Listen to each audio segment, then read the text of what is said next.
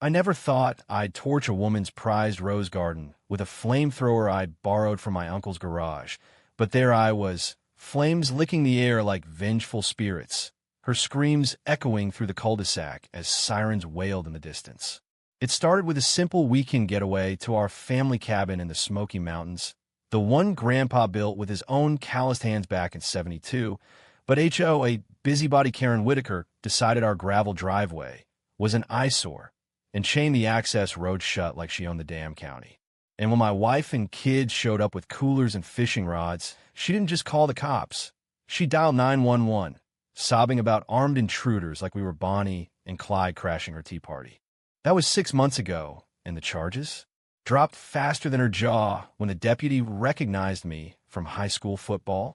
But the real burn came later, in the quiet rage that simmers in a man who's watched his 10-year-old daughter cry because the mean lady won't let us go to our house. Karen, with her bleached bob and perpetual snarl, ruled Willow Creek Estates like a tin pot dictator. Our cabin sat on the edge of the subdivision, deeded to us fair and square, but she twisted the HOA bylaws into a noose, claiming aesthetic violations and slapping us with fines we couldn't afford after the mill laid off half the town. She'd patrol in her pearl-white Escalade, clipboard in hand, citing neighbors for untrimmed hedges or the wrong shade of mailbox blue. Folks whispered she was on her third husband, this one a limp-wrist accountant who nodded along while she reigned. Me? I was just trying to keep the lights on at the auto shop, fixing transmissions for busybodies who wouldn't look me in the eye anymore. The controversy exploded on Nextdoor that night after the gay fiasco. Karen posted a tear-streaked selfie, terrorized by vandals at my peaceful community. Pray for Willow Creek. Likes poured in from her coven of wine moms, but then the backlash hit like a Tennessee thunderstorm.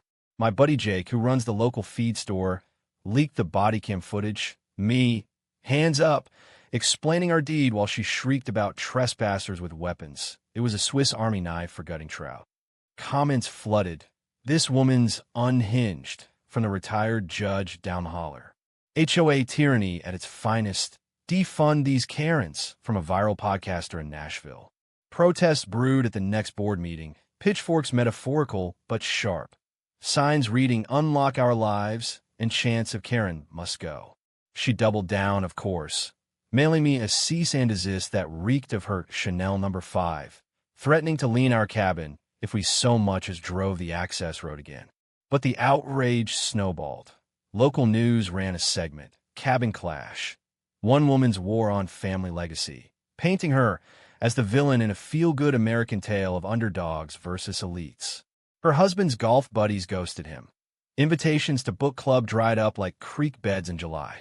That's when the real payback kicked in, sly as moonshine in a mason jar.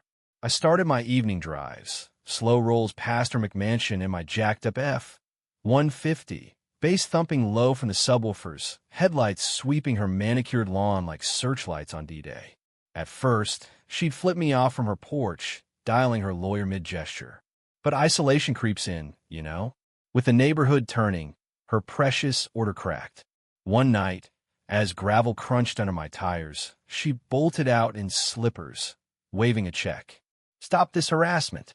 Take $500 and leave me alone." I pocketed it, nodded, and peeled out, only to loop back the next evening. Now it's weekly. $1,000 here, $1,200 there, her payments escalating like bids at a foreclosure auction. She thinks it's hush money. I call it tolls for the road she chained.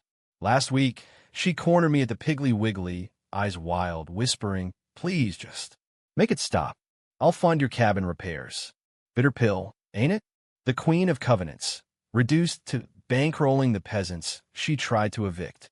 These days, I park the truck in her driveway. No chains, no sirens, just fireflies dancing over the porch swing where my girl giggles at fireflies in a jar. Karen's roses? Regrown, but wilted at the edges, much like her empire. She waves from her windows sometimes, a ghost in her own castle. I tip my hat. Revenge isn't sweet. It's the slow grind of watching entitlement choke on its own thorns. And as the sun dips behind the ridges, I crank the engine for another drive-by. After all, in America, justice ain't blind. It's got a full tank and nowhere else to be.